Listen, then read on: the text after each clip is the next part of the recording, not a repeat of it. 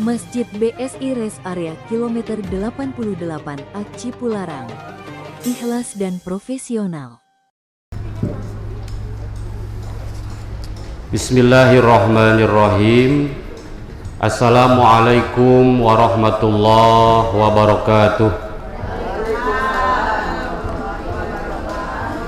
Bismillah, alhamdulillah, wassalatu wassalamu ala rasulillah wa ala alihi wa ashabihi wa man tabi'a sunnatahu wa jama'atah min yaumina hadha ila yaumil ba'si wa nahdah. Amma ba'du, faya ibadallah, usikum wa nafsi bitaqwallah wa ta'atihi la'allakum tuflihun. Faqad fazal muttaqun, ittaqullaha haqqa tuqatih wa la tamutunna illa wa antum muslimun. Faqad qala Allah Ta'ala fi kitabihil karim wa huwa asdaqul qailin. A'udzu billahi minasyaitonir rajim. Bismillahirrahmanirrahim. Ya ayyuhalladzina amanu kutiba alaikumusiyam kama kutiba alal ladzina min qablikum la'allakum tattaqun. Al-ayah.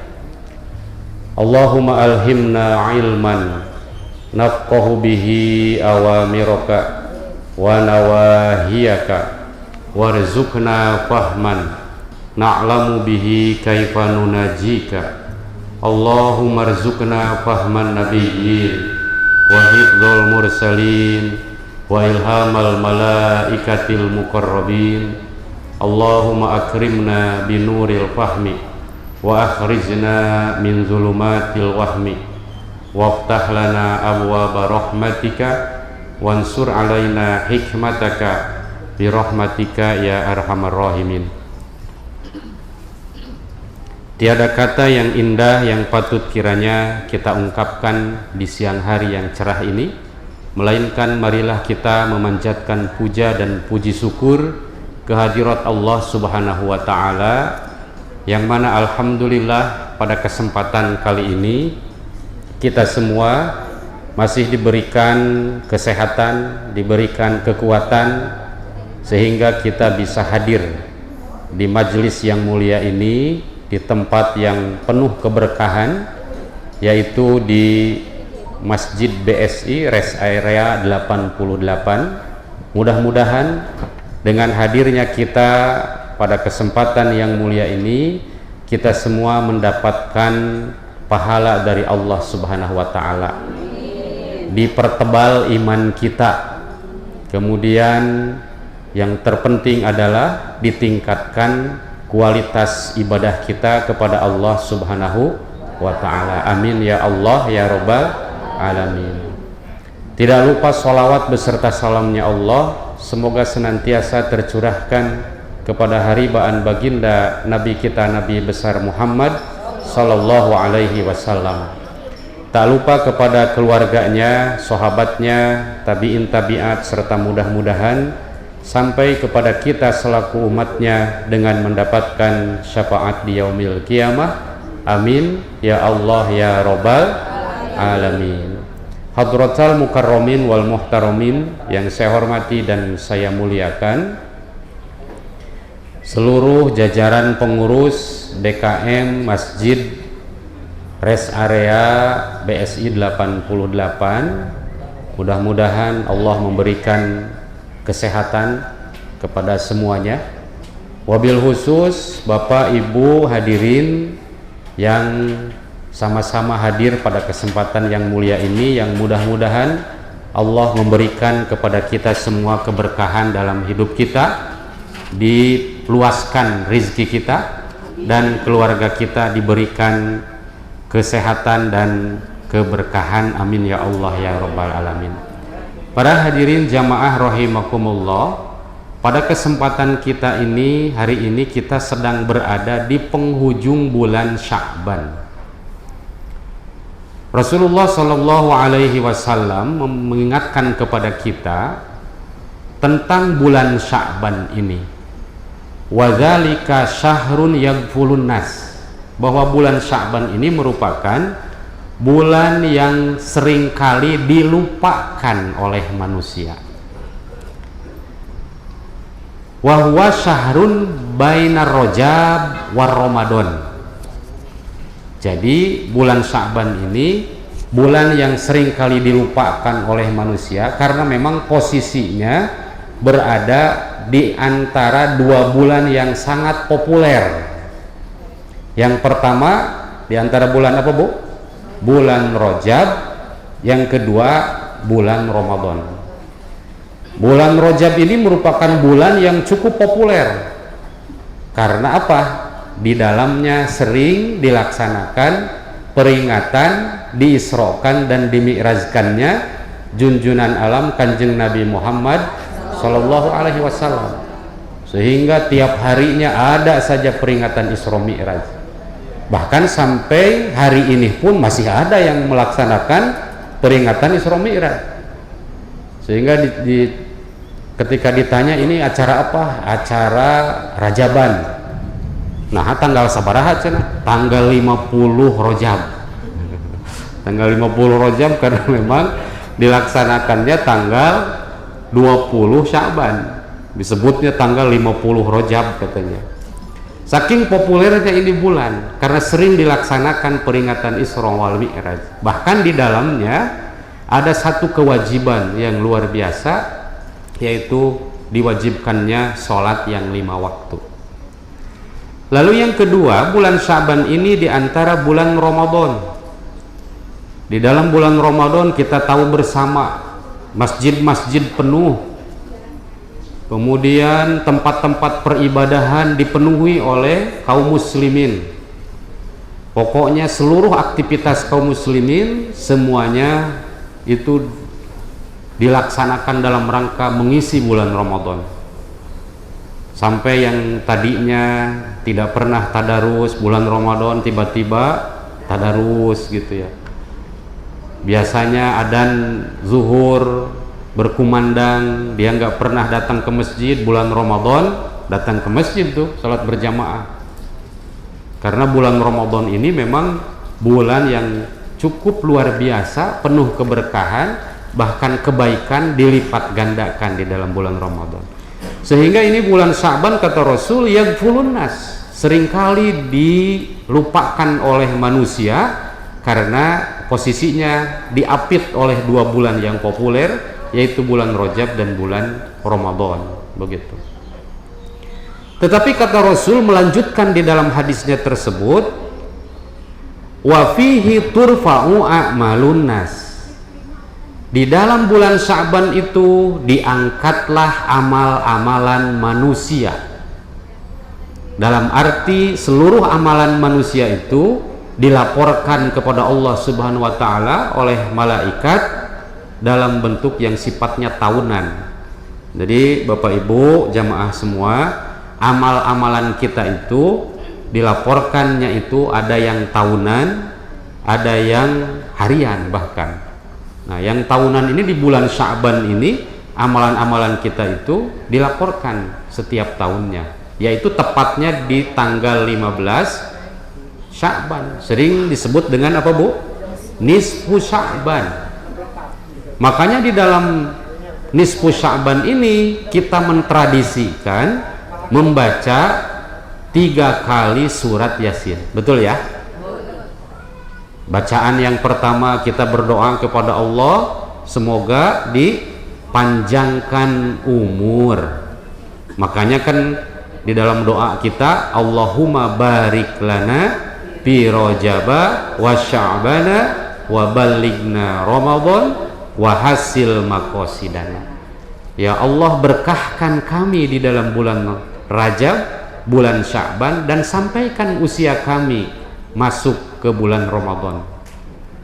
Karena apa? Karena memang kita menginginkan untuk memasuki keberkahan di bulan Ramadan. Wa hasil maqasidana, dan semoga Allah menghasilkan keinginan-keinginan kita semua, maksud-maksud kita semua. Oh, jadi di dalam bulan Sya'ban ini turfa'u a'malun nas, diangkat amalan-amalan manusia. Kata Rasul, wala yurfa'u amali illa wa ana shaim, dan diangkat amalanku kata Rasul dan aku dalam keadaan berpuasa.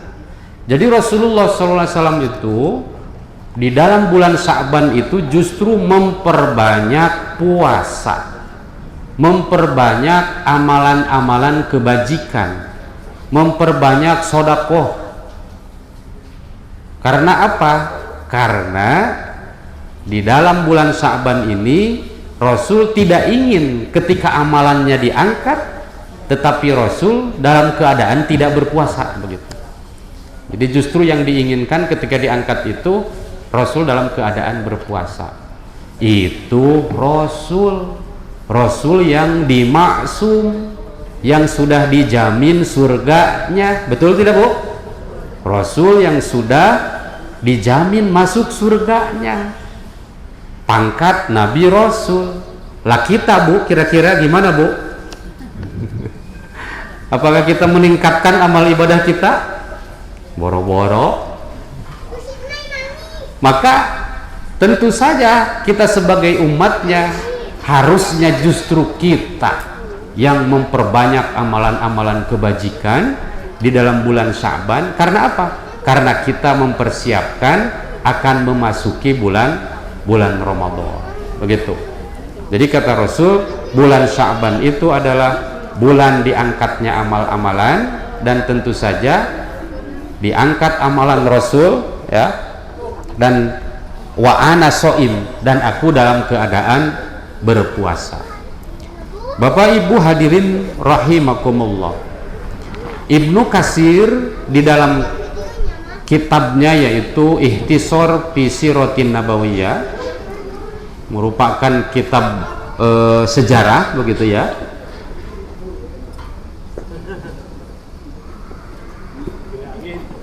Di dalam kitab tersebut di dalam kitab tersebut Ibnu Katsir menyatakan, ya, wa fi Sya'ban min hadhihi sanah.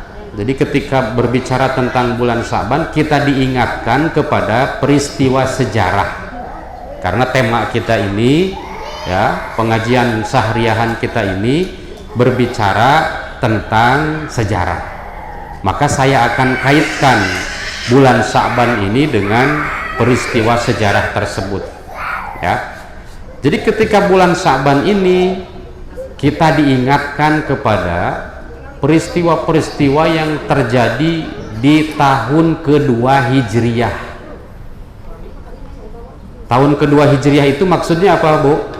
Yaitu tahun kedua setelah Rasul hijrah dari Mekah ke Madinah.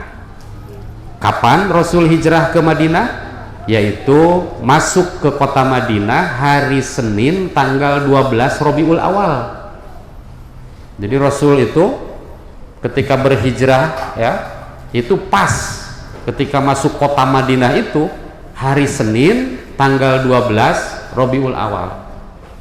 Pas ketika Rasul pun lahir hari Senin tanggal 12 Rabiul Awal. Hijrahnya pun masuk ke Madinah yaitu tanggal 12 Rabiul Awal, begitu.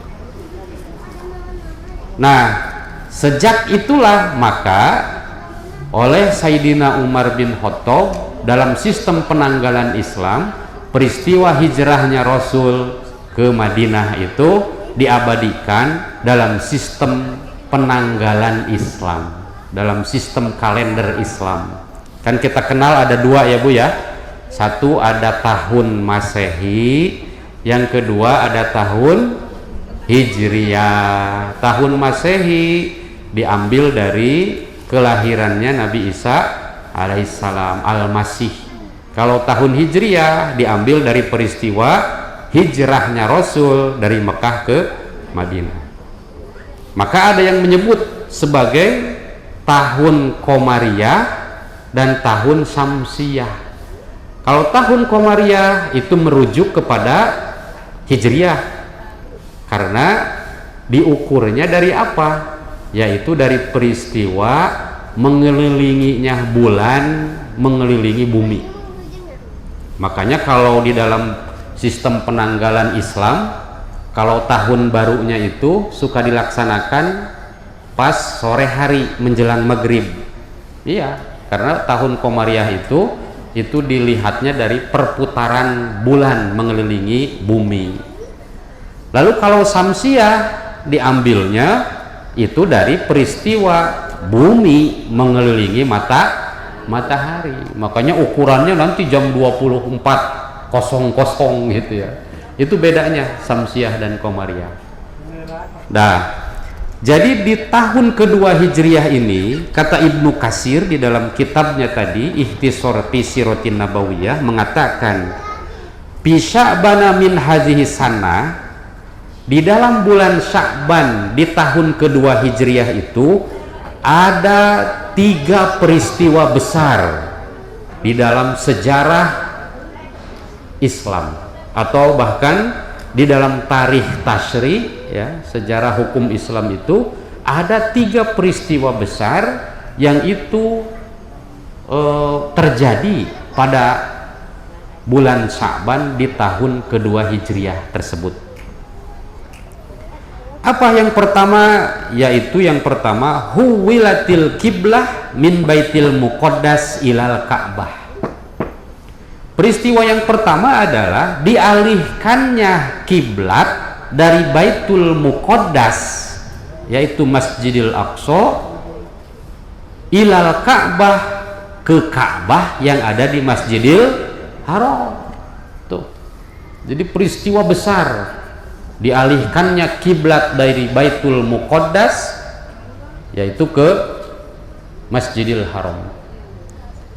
Jadi Rasulullah Shallallahu Alaihi Wasallam ketika menerima kewajiban sholat 5 waktu, kapan itu Bu? Kewajiban sholat 5 waktu diberikan? Dalam peristiwa Isra Mi'raj. Dalam peristiwa Isra Mi'raj, ya, Rasulullah SAW menerima kewajiban sholat 5 waktu. Kapan terjadi Isra Mi'raj itu? Pada tahun 10 kenabian. Pada tahun 10 kenabian itu berarti tahun ke-10 setelah Rasul diangkat menjadi Nabi Rasul. Kapan Rasul diangkat menjadi Nabi Rasul? Usia 40 tahun, ya. Jadi usia 40 tahun Rasul menerima wahyu di Gua Hiro, ya, surat Al-Alaq. 10 tahun kemudian pasca menerima wahyu tersebut, Rasul diisrokan dan dimi'rajkan pada tahun 10 kenabian. Berarti usia Rasul tahun berapa tuh usianya? 50 tahun. Jadi kalau ibu-ibu sudah usia 50 tahun itu harus sudah Isra itu. Isra dari masjid ke masjid maksudnya. Tapi kalau ibu-ibu kebiasaannya memang dari majelis ke majelis, ya, suka ikut pengajian, betul ya Bu ya? Pagi-pagi pengajian di Ustadz A, siangnya ngaji lagi di Ustadz B, sorenya ngaji di Ustadz C, sampai malam itu ikut pengajian. Itu ya, sehingga ketika ditanya apa pekerjaan ibu, menghadiri pengajian. Oh, bagus itu, berarti luar biasa. Jadi ibu-ibu sudah Isra itu, tapi minal majlis ilal majlis. Bapak Ibu yang berbahagia, jadi di bulan Sya'ban tahun kedua Hijriah inilah kiblat dipindahkan dari Baitul Maqdis. Jadi ketika Rasul menerima kewajiban sholat 5 waktu, maka tentu saja Rasul melaksanakan sholat yang 5 waktu itu bersama kaum muslimin. Waktu itu di Mekah, masih di Mekah, ya. Ya. Maka sholatnya itu menghadap Baitul Maqdis, menghadap Masjidil Aqsa, Bu, ya, sampai 17 bulan lamanya. Jadi 17 bulan Rasul melaksanakan bersama kaum muslimin itu sholat 5 waktu menghadap Baitul Maqdis. Keterangan tersebut ada di dalam Tarikh Tobari. Ibnu Jarir At-Tobari mengatakan di dalam kitabnya Tafsir Tobari bahwa sholal muslimuna ila Baitil Maqdis. Kaum muslimin ini sholat menghadap Baitul Maqdis, ya, sab'ata asharota syahrotan, yaitu 17, selama 17 bulan. Wa inna kudumahu sallallahu alaihi wasallam ilal Madinah yaumal isnin fi isnatai asrota min Rabiil awal. Nah, setelah 17 bulan itu baru Rasul hijrah ke Madinah, masuk ke Madinah pada hari Senin tanggal 12 Rabiul awal. Begitu katanya. Nah, dari 17 bulan itu ketika di Madinah, Rasulullah Shallallahu Alaihi Wasallam begitu ya, diabadikan di dalam Al-Quran ya. Di sana dikatakan bahwa Rasul itu sering menghadap langit berdoa kepada Allah. Kata Allah di dalam Al-Quran, kami sering melihat engkau ya, menghadapkan wajahmu ke langit. Maka di dalam Al-Quran tersebut dikatakan pawali wajhaka syatrul masjidil haram, maka hadapkanlah ya wajahmu ke arah Masjidil Haram. Nah, turunlah ya pada waktu itu di tahun kedua Hijriah ini turun ayat tentang dialihkannya kiblat dari Baitul Maqdis ke Masjidil Haram, tepat di waktu sholat duhur. Jadi Rasulullah sedang sholat duhur bersama kaum muslimin, tiba-tiba turun ayat tersebut, maka otomatis saja yang tadinya menghadap Baitul Maqdis arahnya dirubah menghadap Ka'bah yang ada di Masjidil Haram. Sampai sekarang itu diabadikan, situs sejarahnya itu ada di Madinah. Bapak Ibu ada yang sudah ke haji di sini? Ada ya? Di Madinah ada masjid apa? Masjid Qiblatain. Betul ya? Ada Masjid Qiblatain. Masjid tersebut adalah sebagai saksi sejarah dialihkannya kiblat dari Baitul Maqdis ke Masjidil Haram. Ya, di masjid itu karena langsung saja menghadap Ka'bah begitu. Kenapa Rasulullah Shallallahu Alaihi Wasallam berdoa kepada Allah untuk dialihkan Ka'bah, kiblatnya ke Ka'bah, ke Masjidil Haram? Ternyata kaum Yahudi di Madinah di sana seolah-olah menyepelekan Islam, menyepelekan ajaran Rasulullah Shallallahu Alaihi Wasallam yang sering mengatakan ya, yang namanya kaum Yahudi itu sering mengatakan bahwa yang namanya Nabi pun, Kanjeng Nabi Muhammad, ternyata ikut-ikut kepada agama kita katanya, ikut-ikut kepada kita. Buktinya apa? Dia tidak memiliki kiblat, kiblatnya ikut ke kita, yaitu menghadap Baitul Maqdis. Dari sana Rasulullah SAW sering berdoa kepada Allah, meminta untuk dipindahkan kiblatnya. Maka turunlah ayat fawalli wajhaka syatrul masjidil haram, hadapkanlah wajahmu menghadap Masjidil Haram, ya, ke arah Masjidil Haram atau yang disebut dengan Ka'bah, ya. Bapak Ibu yang dimuliakan oleh Allah Subhanahu wa Ta'ala, lalu yang kedua, peristiwa pada bulan Sya'ban tahun kedua Hijriah ini adalah wa furidho saumu Ramadhana, turunnya ayat tentang kewajiban puasa Ramadan. Ibu-ibu hafal ayatnya? Bismillahirrahmanirrahim. Ya ayyuhalladzina amanu kutiba alaikumusiyam kama kutiba alal ladzina min qablikum la'allakum tattaqun. Jadi ayat tersebut turun kepada Rasulullah SAW di bulan Sya'ban di tahun kedua Hijriah, ya.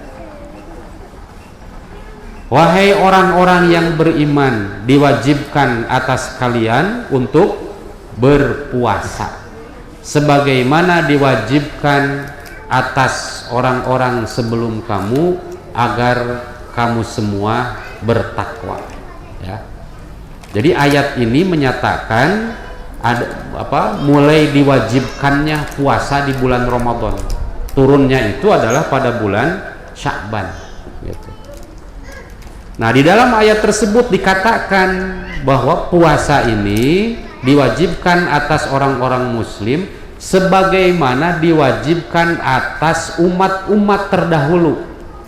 Berarti pertanyaannya, oh kalau begitu berarti puasa ini bukan hanya diwajibkan kepada umat muslim dan umat kanjeng Nabi Muhammad SAW, bukan begitu? Kalau melihat ayat ini berarti umat-umat terdahulu pun menjalankan puasa, Bapak Ibu. Maka di dalam tafsir, ya, di dalam tafsir Ibnu Katsir, bahkan di dalam tafsir Al-Qurtubi di sana dikatakan yang namanya kama kutiba, ya, kalimat kama kutiba di dalam ayat tersebut yaitu bermakna musbihan ma kutiba alal ladzina min qablikum, yaitu puasa yang serupa dengan puasa yang diwajibkan atas umat-umat terdahulu. Jadi puasa kita ini sudah dilaksanakan sebetulnya oleh umatnya kanjeng Nabi Musa, umatnya kanjeng Nabi Isa, ya. Seperti yang disampaikan oleh Qatadah, ya, bahwa di sini dikatakan fa innallaha ta'ala kataba ala qaumi Musa wa Isa shauma ramadhana. Jadi sesungguhnya Allah Subhanahu wa taala itu mewajibkan kepada umatnya Nabi Musa dan kepada umatnya Nabi Isa untuk berpuasa di bulan Ramadan. Jadi bulan Ramadan ini juga ternyata, ya, puasanya umat Nabi Musa dan Nabi Isa itu adalah sama, sudah melaksanakan. Jadi puasanya pun sama dengan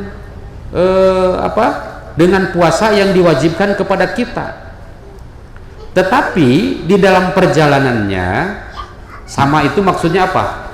Samanya ya berarti puasanya 30 hari, ya, dari mulai malam, ya, sampai malam lagi itu kira-kira itu.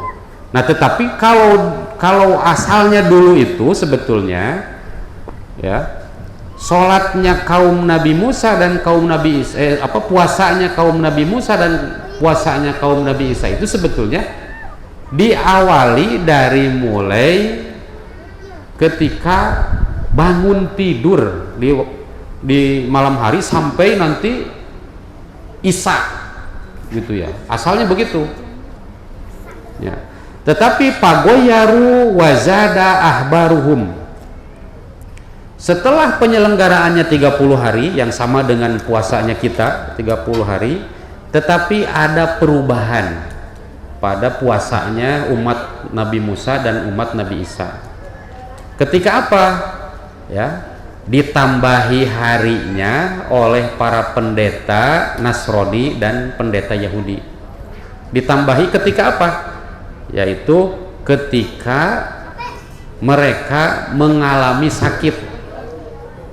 Jadi diceritakan para pendeta Nasrani dan pendeta Yahudi ini mengalami sakit, begitu, kemudian menambahkan puasanya 10 hari, yang tadinya 30 hari menjadi 40 hari. Lalu setelah itu, ya, pendetanya pun sakit lagi karena memakan daging, kemudian sakit kembali, dan setelah itu ditambahkan lagi 10 hari. Akhirnya puasanya menjadi 50 hari, begitu. Itu. Jadi yang namanya kama kutiba alal ladzina min qablikum, sebagaimana diwajibkan atas umat-umat sebelum kalian agar kalian bertakwa, maksudnya adalah umat-umat Nabi terdahulu pun melaksanakan melaksanakan puasa. Seperti misalkan Nabi Adam diceritakan di dalam riwayatnya itu berpuasa selama 40 hari. Kemudian Nabi Musa ketika mau diisrokan, nih Bapak Ibu, jadi Isra itu bukan hanya kanjeng Nabi. Jadi ada dua Nabi yang diisrokan oleh Allah Subhanahu Wa Taala. Yang pertama kanjeng Nabi Muhammad SAW, yang kedua kanjeng Nabi Musa alaihi salam itu pun diisrokan beliau itu. Tapi sebelum isronya Nabi Musa itu harus berpuasa selama 40 hari katanya begitu. Jadi lebih sulit daripada isronya kanjeng Nabi Muhammad. Kalau kanjeng Nabi Musa mau isronya itu harus puasa 40 hari. Jadi diceritakan nabi-nabi terdahulu itu juga berpuasa. Makanya pantas kalau di dalam ayat ini ya, kama kutiba alal ladzina min qablikum la'allakum tattaqun, sebagaimana diwajibkan atas umat-umat sebelum kalian agar kalian bertakwa gitu. Nah, lalu yang kedua, tadi keserupaan puasa kita dengan puasa umat terdahulu itu dalam sisi waktunya. Dalam sisi waktu ya, yang pertama 30 hari, lalu dalam sisi waktu dimulai dan berakhirnya puasa.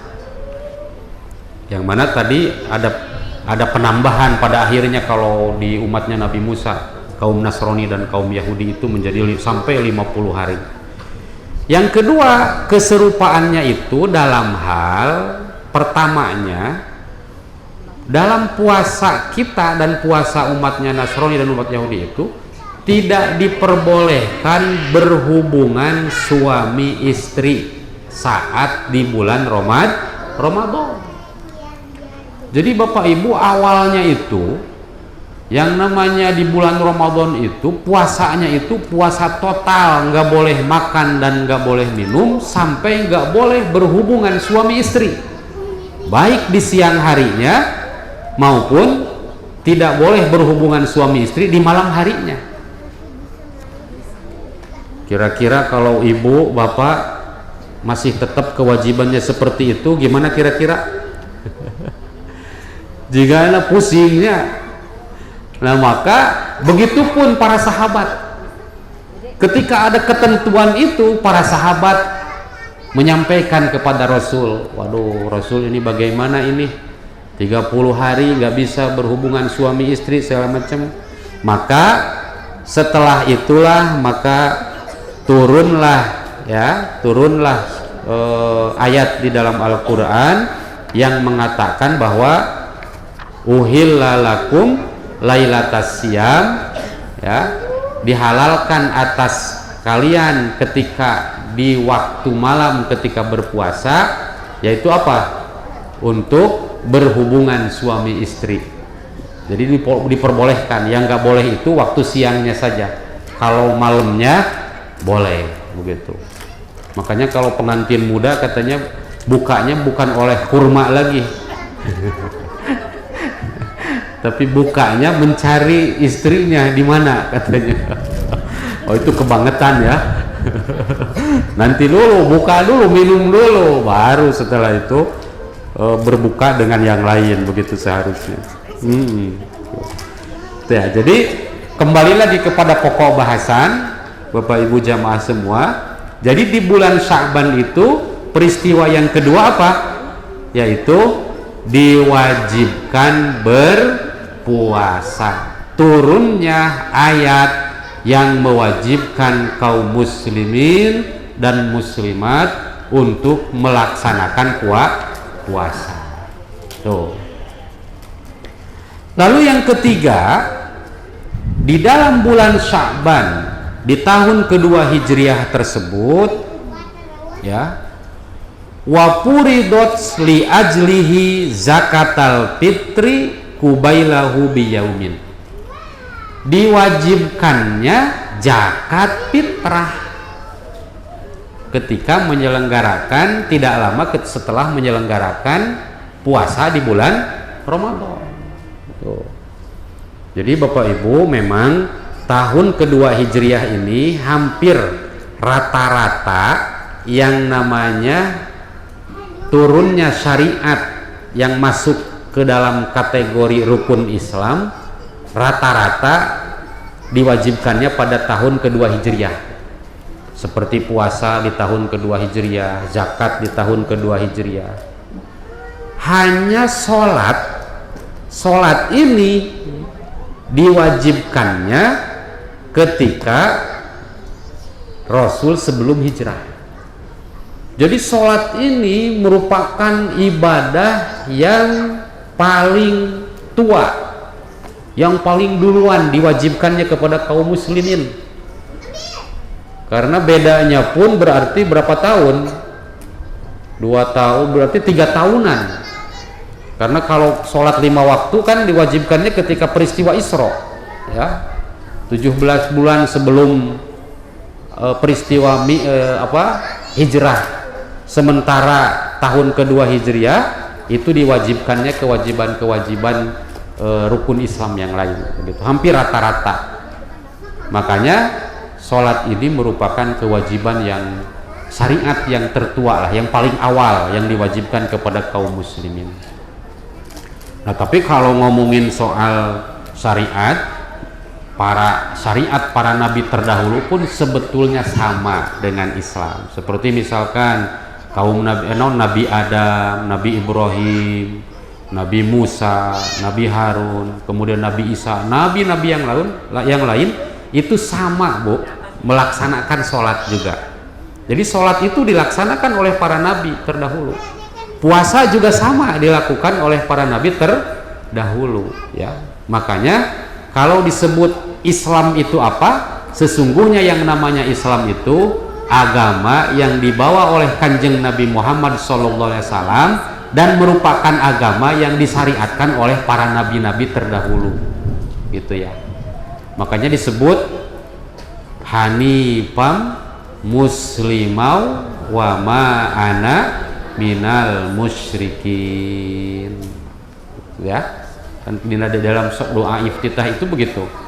Nabi Ibrahim itu yaitu memiliki agama yang hanif, agama yang suci, yaitu musliman dan orang-orang dan sama sebagai orang muslim. Wa ma ana minal musyrikin, kan begitu di dalam ayatnya pun. Nah, Bapak Ibu yang berbahagia, itulah 3 peristiwa terpenting yang ada di dalam bulan Sya'ban. 1, dialihkannya kiblat dari Baitul Maqdis ke Masjidil Haram.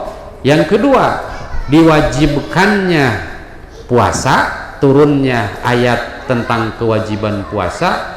Yang ketiga, yaitu diwajibkannya zakat fitrah. Selain dari bulan Sya'ban, lalu bagaimana bulan-bulan yang lain ketika di tahun kedua Hijriah ini? Ada, Bu. Jadi ada peristiwa yang lain yang itu terjadi di tahun kedua Hijriah. Apa yang lainnya? Yang pertama, turunnya ayat tentang kewajiban jihad. Jadi ayat-ayat tentang kewajiban jihad itu turun pada tahun kedua Hijriah, ya. Wa kana Allahu subhanahu wa ta'ala qad adzana lil muslimina bil jihadi fi suratil hajj. Jadi di dalam ayat yang mewajibkan, yang mengizinkan untuk kaum muslimin untuk berjihad ada di dalam surat Al-Hajj, ya. Al-Hajj ayat 39. Memang sebelumnya ketika di Mekah kaum muslimin Rasulullah tidak diizinkan untuk berjihad, tentu saja tidak diizinkan oleh Allah karena di Mekah itu, sehingga Rasulullah selama di Mekah itu mengalami semacam kekerasan dari orang-orang kafir Quraisy, ya, dan relatif tidak melawan Rasulullah karena memang Rasulullah untuk melakukan tindakan berjihad hatta sekalipun itu menunggu wahyu dari Allah, ya. Makanya di dalam tahun kedua Hijriah inilah kemudian turun ayat jihad. Kaum muslimin Rasulullah itu diizinkan untuk berjihad, ya.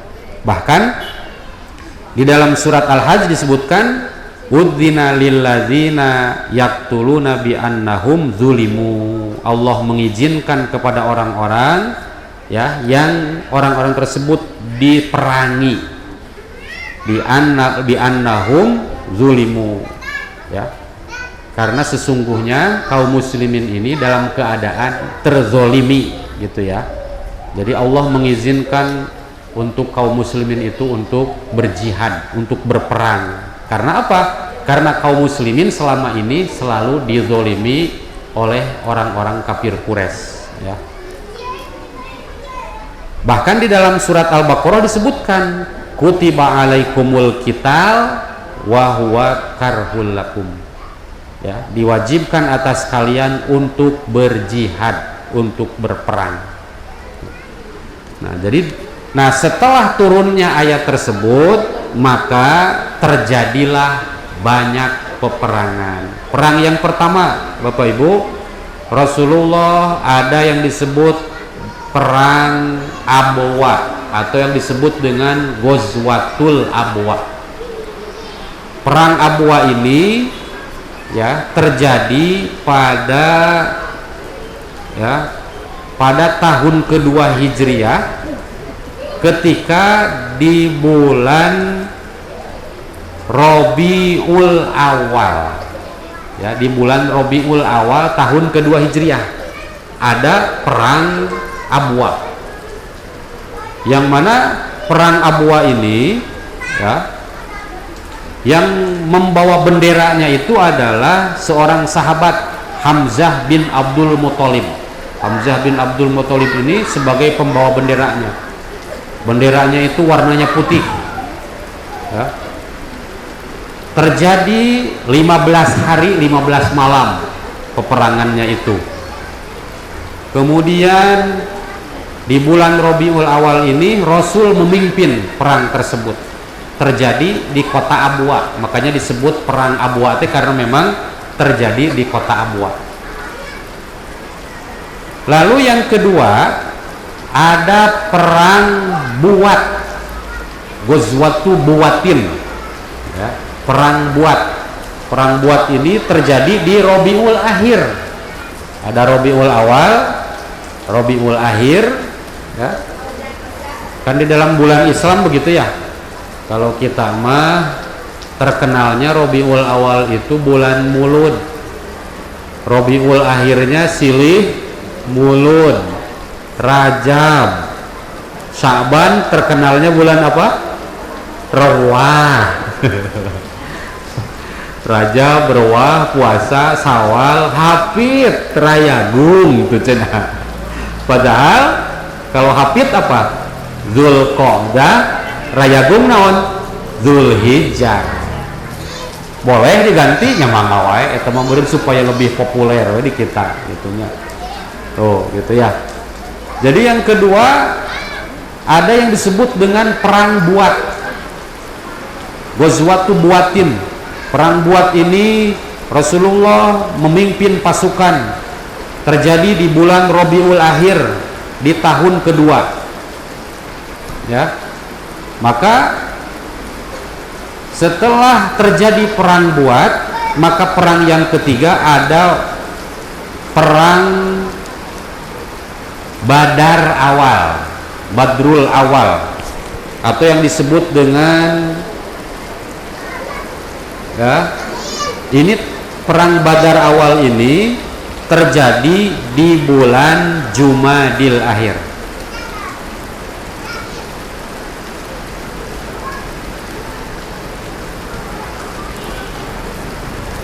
Kemudian setelah adanya perang Badar yang pertama, terjadilah di bulan Ramadan apa Bu?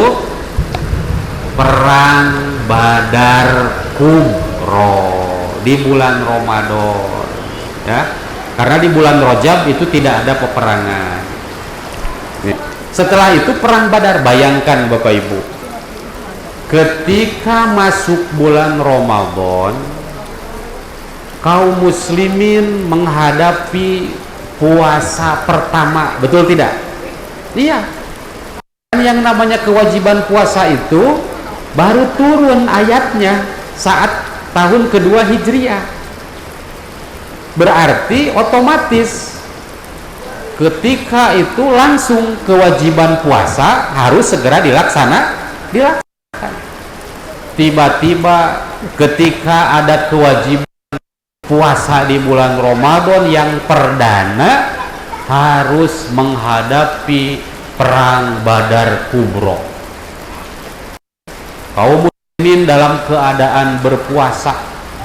Jadi Bapak Ibu, perang Badar Kubro ini ya, kaum muslimin itu hanya berjumlah 317 orang. Berapa? 317 orang kaum muslimin pasukan dengan para sahabat. Sementara kaum kafir Quraisy itu berjumlah sampai ma baina tis'imi'ah ilal alfi, sampai 900 lebih sampai 1000. 317 orang menghadapi pasukan orang kafir Quraisy yang jumlahnya 1000 orang dalam keadaan kaum muslimin berpuasa. Kudu perang jaba di padang pasir anu panasna luar biasa.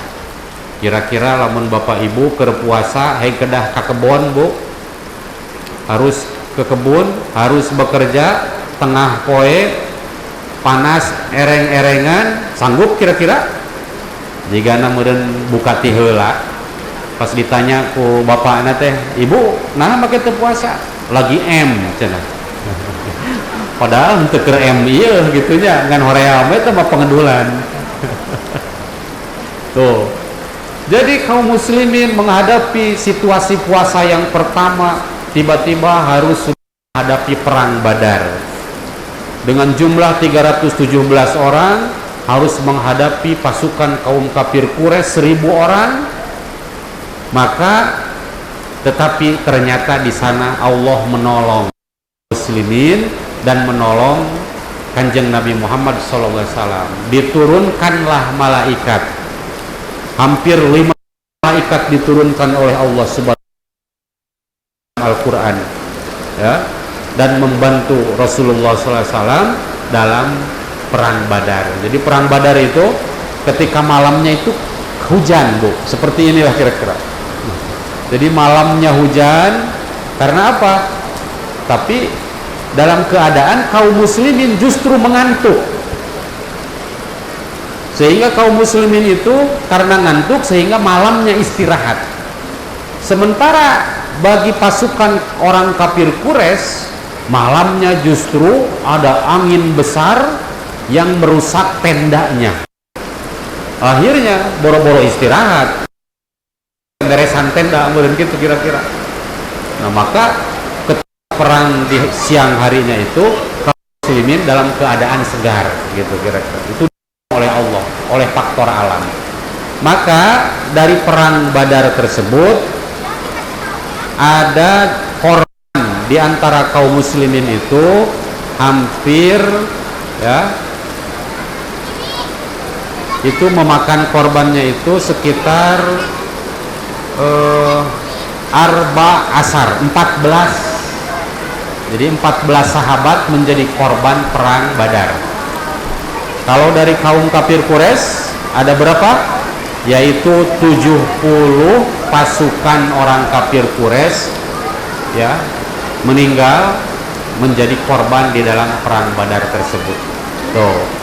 Jadi yang pertama yang terjadi di bulan Ramadan itu adanya perang Badar Kubro.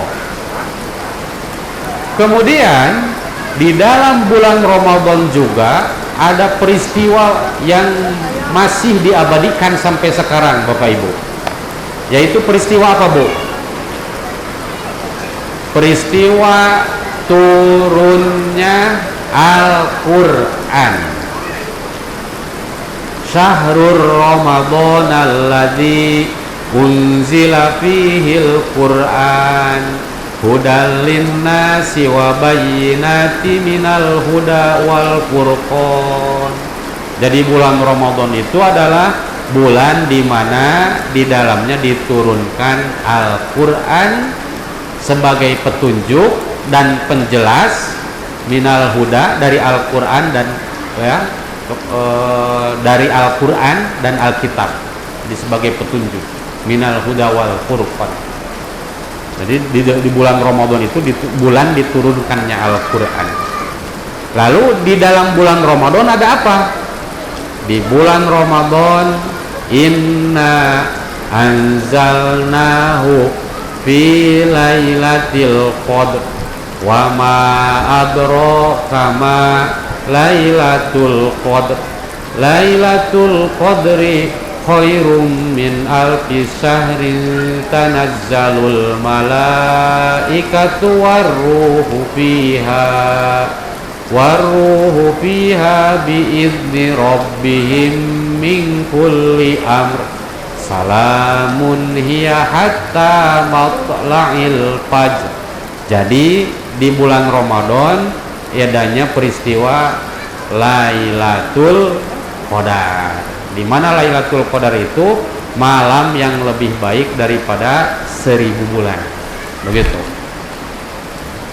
Nah, oleh karena itu tentu saja hari ini alhamdulillah kita sudah berada di penghujung bulan Sya'ban. Tadi sudah dikatakan bulan Sya'ban tersebut sebagai bulan yang banyak peristiwa, terlebih di tahun kedua Hijriah, ya. Oleh karena itu, alhamdulillah kita di sini sedang berada di penghujung bulan Sya'ban tersebut dalam keadaan sehat. Mudah-mudahan kita semua bisa masuk, ya, bulan Ramadan, bisa berpuasa di bulan Ramadan, kemudian beribadah di bulan Ramadan.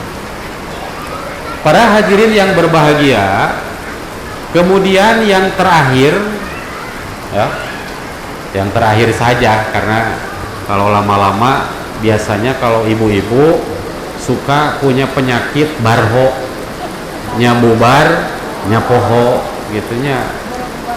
Jadi bubar teh poho, pas ditanya teh, tadi cenah si Ustad ngomong apa? Teuing cenah teuing ngabahas naon Ramadan cenah gitu. Nah, maka yang terakhir berarti kita ini dalam waktu yang tidak lama lagi, ya, dalam waktu yang sebentar lagi kita akan memasuki bulan apa?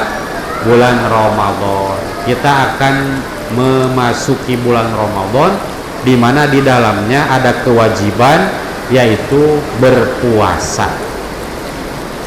Oleh karena itu, ya, ada persiapan-persiapan yang harus dilakukan oleh kita ketika menghadapi dan mempersiapkan diri kita saat masuk bulan Ramadan. Apa saja itu? Jadi ada 5, ya. Di sini dikatakan ada 4 persiapan yang harus dipersiapkan oleh kita ketika menghadapi dan memasuki bulan Ramadan. Apa saja 4 persiapan tersebut? Yang pertama, isti'dadur ruhiyah, yaitu mempersiapkan rohani kita. Ruh kita harus dipersiapkan. Maksudnya apa mempersiapkan ruhaniyah ini? Yaitu mempersiapkan keimanan kita. Kita harus menghadapi, memasuki bulan Ramadan ini dalam keadaan iman yang kuat. Itu dibuktikan dengan apa? Ya tentu saja dibuktikan dalam sejarah yang tadi, ya. Hikmah diceritakan sejarah yang tadi itu, kita menjadi tahu bahwa ternyata Rasulullah Shallallahu Alaihi Wasallam bersama kaum muslimin ketika mau memasuki bulan Ramadan itu sudah ditempa secara psikisnya, ditempa secara psikologisnya, ditempa oleh apa? Dicoba oleh apa? Satu, pada peristiwa di bulan Rabiul Awal ada peristiwa apa? Perang Abwa, betul tadi ya? Itu juga harus dihadapi dengan keimanan. Kalau perang itu, perang fisik tidak dilakukan dengan keimanan, wah itu bahaya. Lalu ada perang apalagi? Buat. Lalu ada perang apalagi? Badar awal. Kemudian ya, ketika memasuki bulan Ramadannya ada perang Badar Kubro. Peperangan tersebut, jihad tersebut itu melatih keimanan para sahabat. Nah, begitupun berarti hikmah dari diceritakannya tentang jihad tersebut, kita sebagai kaum muslimin ketika menghadapi Ramadan, keimanan kita harus dipersiapkan. Pada bulan Rajab ada peristiwa Isra Mi'raj. Peristiwa Isra Mi'raj juga merupakan ujian bagi keimanan kita. Karena kalau Isra Mi'raj tidak dihadapi dengan keimanan, banyak di antara para sahabat waktu itu ya, yang ketika mereka ini sudah beriman hakikatnya kepada Allah Subhanahu wa taala, tetapi justru tiba-tiba menjadi goyah imannya ketika mendengarkan kisah dari peristiwa Isra Mi'raj ini. Karena Isra Mi'raj itu perlu keimanan untuk meyakini tentang kebenaran diisrokan dan dimirajkannya Kanjeng Nabi Muhammad Sallallahu Alaihi Wasallam. Dan keimanan yang paling mantap itu dari kalangan sahabat dimiliki oleh siapa? Dimiliki oleh sahabat Abu Bakar As-Siddiq. Abu Bakar As-Siddiq itu mah ya, selagi semua peristiwa dan kejadian itu berasal dari Rasul, langsung saja dipercayai, tidak ada pertanyaan ulang begitu. Nah, begitupun keimanan kita. Tentu saja keimanan kita ini harus keimanan yang tidak harus kemudian mempertanyakan ulang kembali. Ketika itu yakin datangnya dari Rasul, maka itu diyakini kebenarannya. Nah, yang ketiga, selain dari adanya peristiwa Isra Mi'raj yang melatih keimanan itu, maka ada juga yang disebut dengan Sya'ban, dialihkannya kiblat yang tadinya dari Baitul Maqdis ke Masjidil Haram. Karena perpindahan kiblat dari Baitul Maqdis ke Masjidil Haram itu bukan peristiwa yang mudah diterima oleh kaum muslimin. Kenapa? Karena sudah 17 bulan menghadap Baitul Maqdis. Tiba-tiba ini sholat harus dialihkan lagi ke kiblat, ke Ka'bah.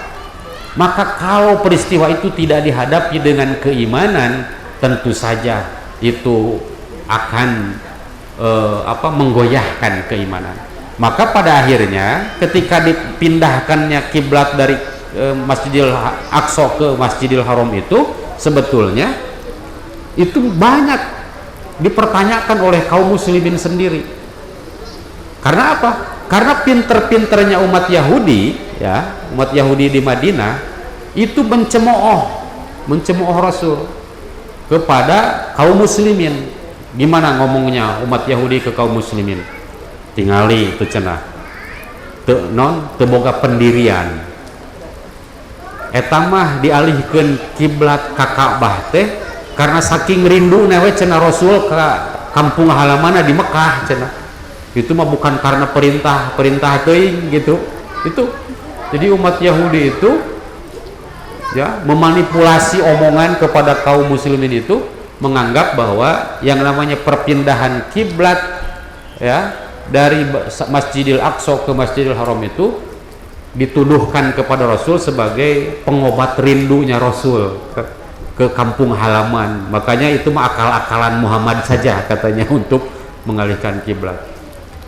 Sampai harus diyakinkan berulang kali Maka dari sanalah Rasul memutus, bahkan di dalam Al-Quran diabadikan bahwa perpindahan kiblat ini adalah untuk membedakan mana kaum muslimin yang benar-benar iman kepada Allah dan Rasulnya, dan mana kaum muslimin yang itu mudah tergoyah keimanannya dengan peristiwa dipindahkannya kiblat dari Baitul Maqdis ke Masjidil Haram. Tuh.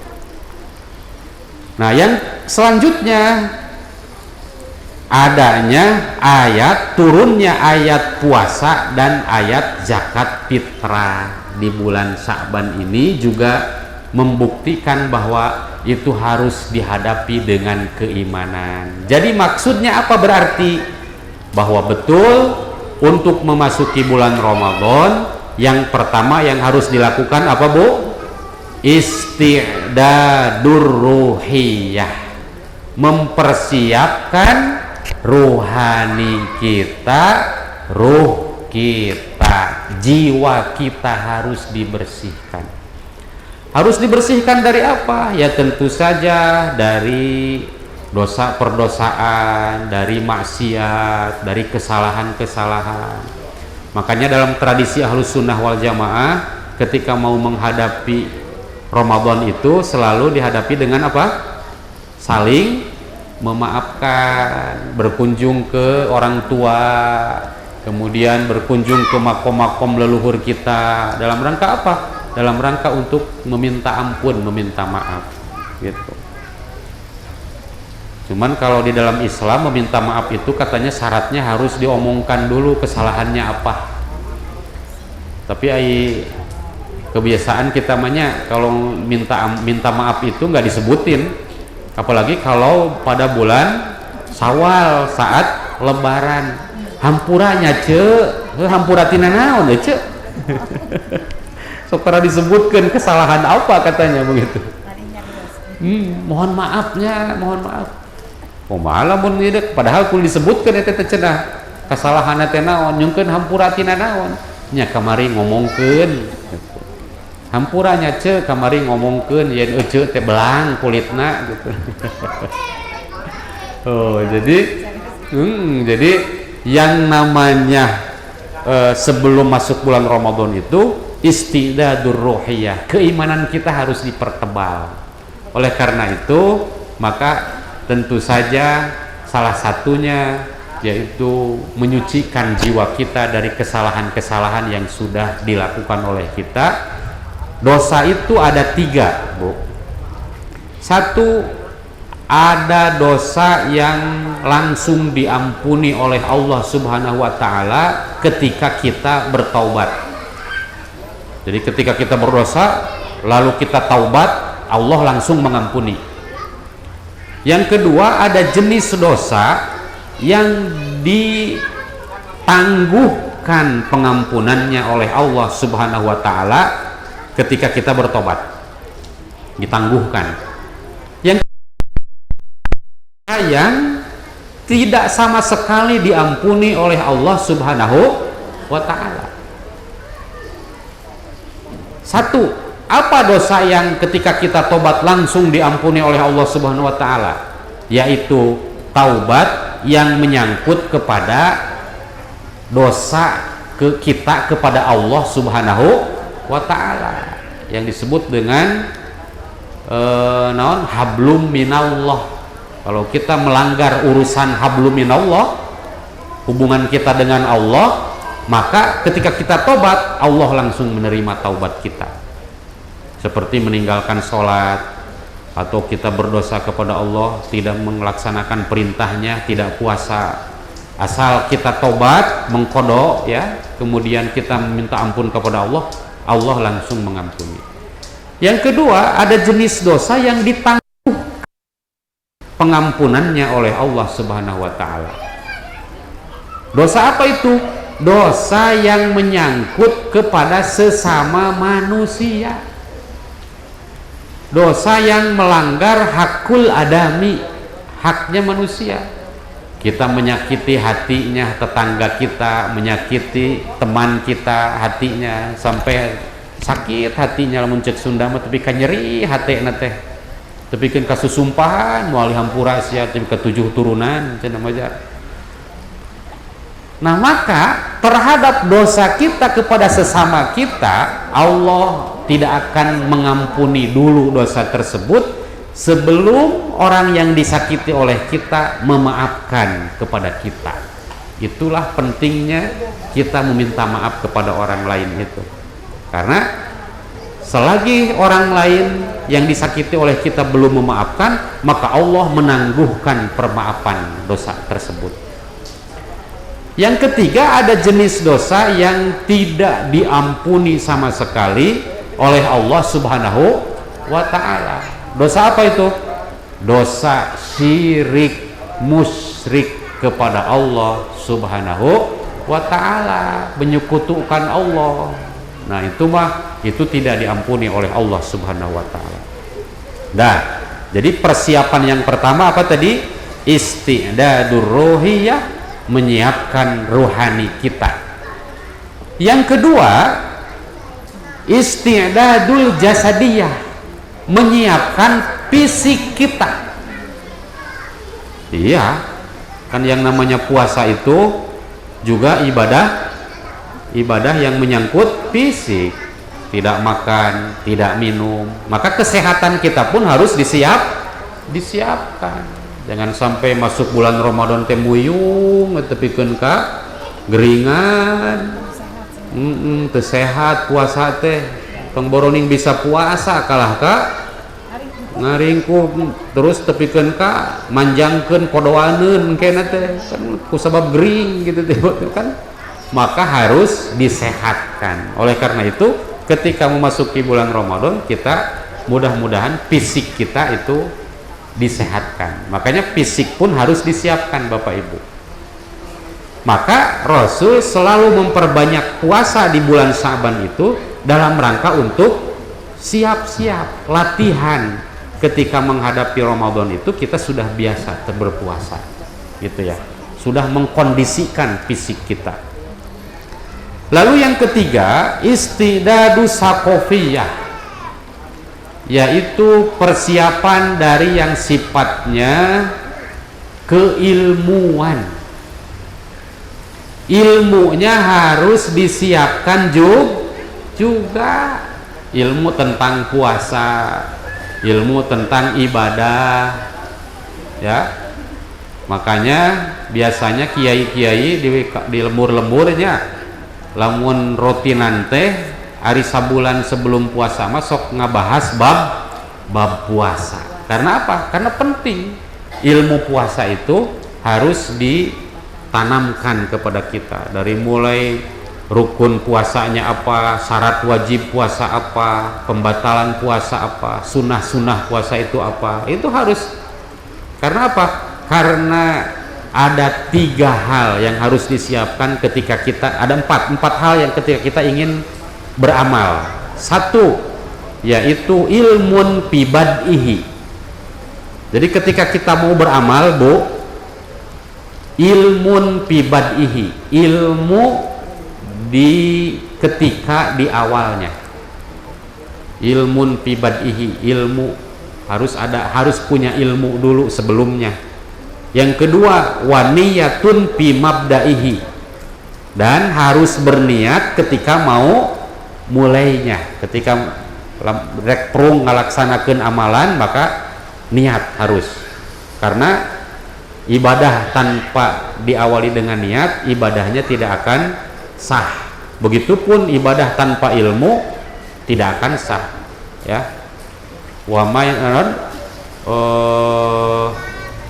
wa kullu man bi ghairi ilmin ya'malu amaluhu mardudatun la tuqbalu. Setiap orang yang beramal tanpa ilmunya, maka amalnya itu akan ditolak, tidak diterima, gitu. Lalu yang ketiga, wasobrun fi ausatihi, dan harus sabar ketika menjalankannya. Seperti kita mau sholat, ya, harus tahu ilmunya, harus niat ketika sholatnya, harus sabar saat sholatnya. Ulah ieu mah keur salat teh gurung gusuh teh sabar. Sasiat salat teh gitu. Pas ditanya, "Ceu, ini gancang-gancang teuing salat teh?" Geus tapis ceu kuring mah salat teh. Salat ti leutik cenah majar teh. Komo ya keur usum Ramadan mah ye nya. Jadi anu pinuh taraweh nate nyaeta sok dilani elep di masjid mana cenah, di masjid elep urang mah tuh sholat taraweh teh ku sebab naon gancang. Jadi 23 rakaat ditepikeun kangen ku sabaraha menit gitu. Jadi nah memang aya para anu maruda mah nya anu ngora gitu neangan teh anu gancang memang. Anu lila mah cenah eta mah jang aki-aki cenah itu taraweh eta mah gan gitu. Jadi ieu mah tepikeun ka jiga hayam macokan pare teh gitu. Allahu akbar, Allahu akbar, Allahu akbar. Kumaha atuh beureunteu sah salatna gitu. Oh, tutumanina. Nah, maka dalam beramal itu harus apa, Bu? Wasobru fi ausatihi. Sabar ketika menjalankannya sampai karena sabar sampai tumakninah, sampai khusyuk dalam menjalankan ibadahnya. Yang terakhir apa?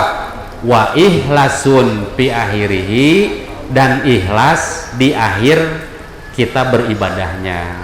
Kenapa? Karena kalau ibadah tanpa keikhlasan tentu saja ibadahnya itu tidak akan diterima oleh Allah Subhanahu wa ta'ala. Tuh.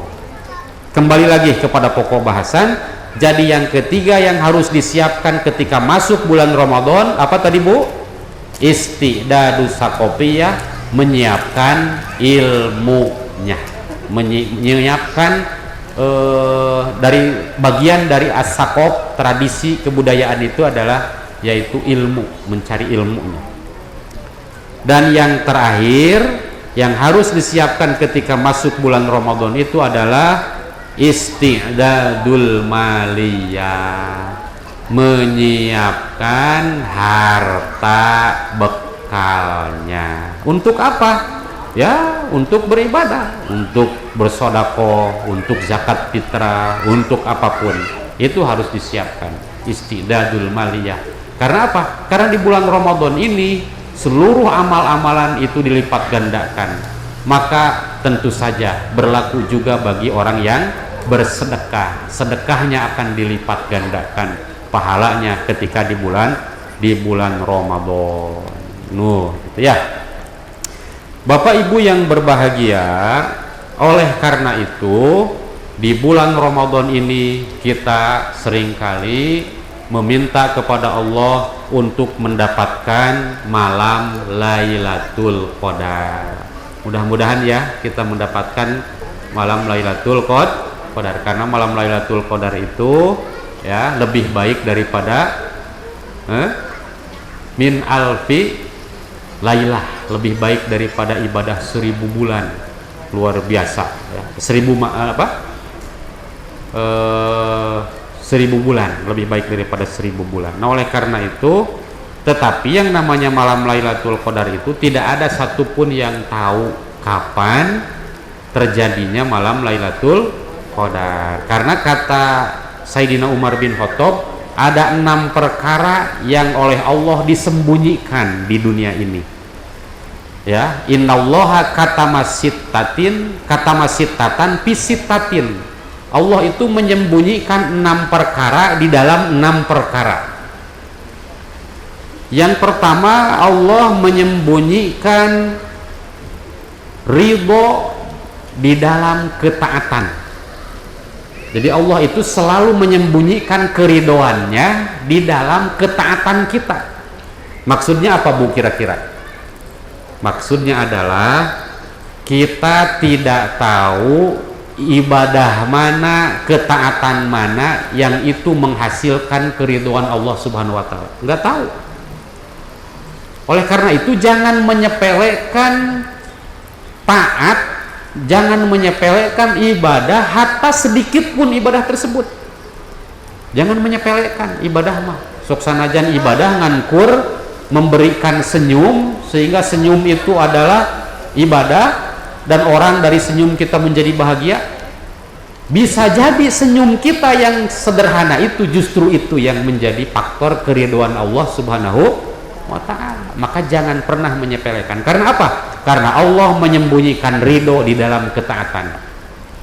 Yang kedua, Allah menyembunyikan marahnya di dalam maksiat. Jadi Allah menyembunyikan marahnya, menyembunyikan godobnya, yaitu di dalam maksiat. Apa maksudnya? Berarti jangan pernah menyepelekan maksiat sedikit pun. Kan kita mah atuh pirage ninggalkeun salat gampang kayak bisa digantian, kan sering gitunya.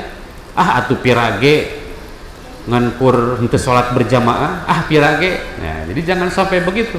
Karena apa? Karena bisa jadi justru ketika kita bermaksiat itulah kemarahan Allah ada dalam maksiat tersebut.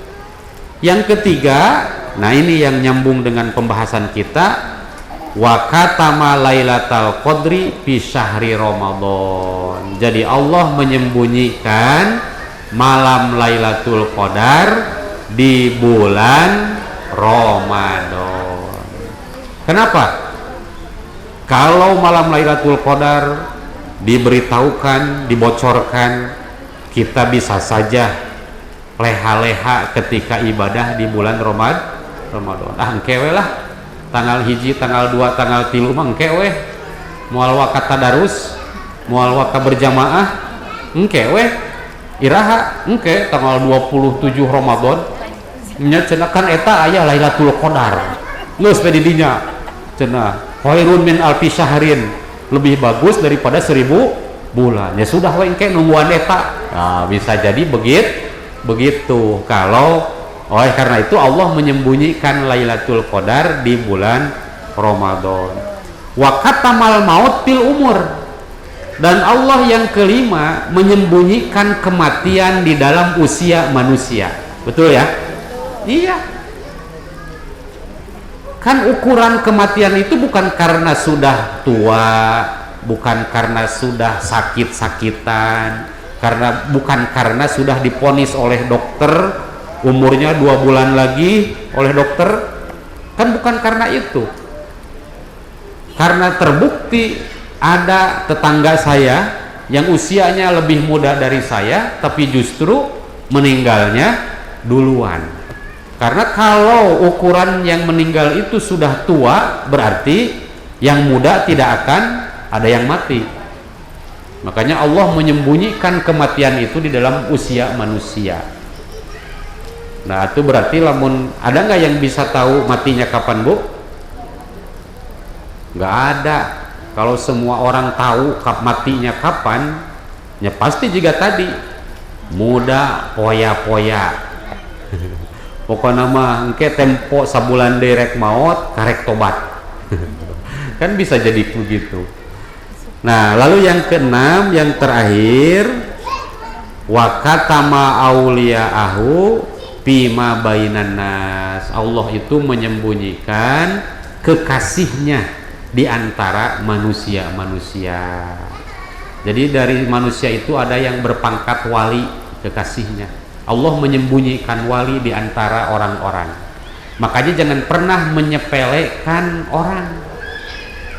Bisa jadi orang itu menurut pandangan kita itu orang itu sepele, tapi justru itu wali Allah.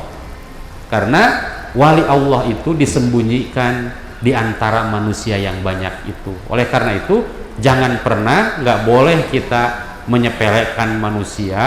Sehina apapun manusia tersebut, bisa jadi orang tersebut justru kekasihnya Allah Subhanahu wa ta'ala. Itulah para hadirin, Bapak Ibu yang berbahagia, dari apa yang disampaikan dari awal sampai akhir kita bisa simpulkan. Yang pertama, bahwa bulan Sya'ban ini merupakan bulan yang sering dilupakan oleh manusia, padahal justru di bulan Sya'ban inilah banyak peristiwa yang terjadi yang merupakan tanda-tanda keagungan Allah Subhanahu wa ta'ala. Di bulan Sya'ban diangkatnya amal-amalan manusia. Di bulan Sya'ban juga turunnya surat ayat kewajiban puasa. Di bulan Sya'ban juga dialihkannya kiblat dari Masjidil Aqsa ke Masjidil Haram. Di bulan Sya'ban juga turunnya ayat yang mewajibkan zakat fitrah. Di bulan Sya'ban juga di sini ada peristiwa yaitu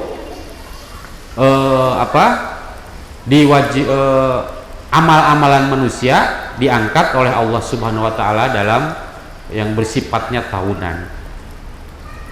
Maka dengan demikian sudah sepantasnya kita sebagai kaum muslimin umat Kanjeng Nabi Muhammad SAW memanfaatkan di penghujung Sya'ban yang terakhir ini dengan mengisi oleh amalan-amalan sholih kepada Allah Subhanahu wa taala.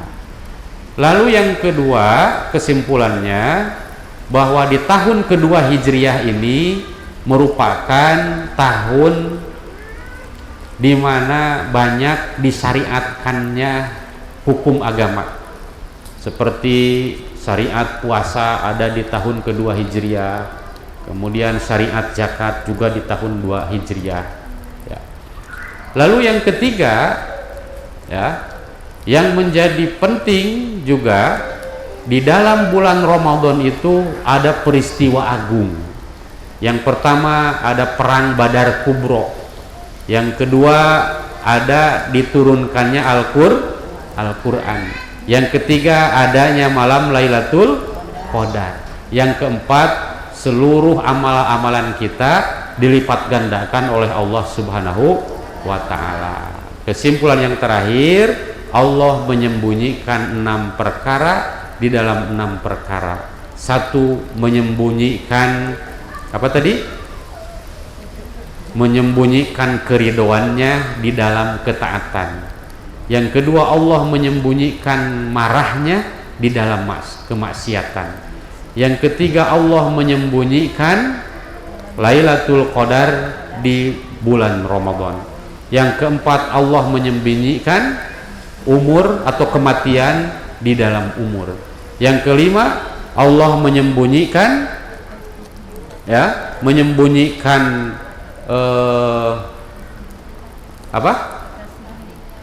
menyembunyikan kekasihnya, walinya di antara manusia-manusia. Yang keenam, Allah menyembunyikan sholatul wusta di antara sholat-sholat yang lain. Begitu.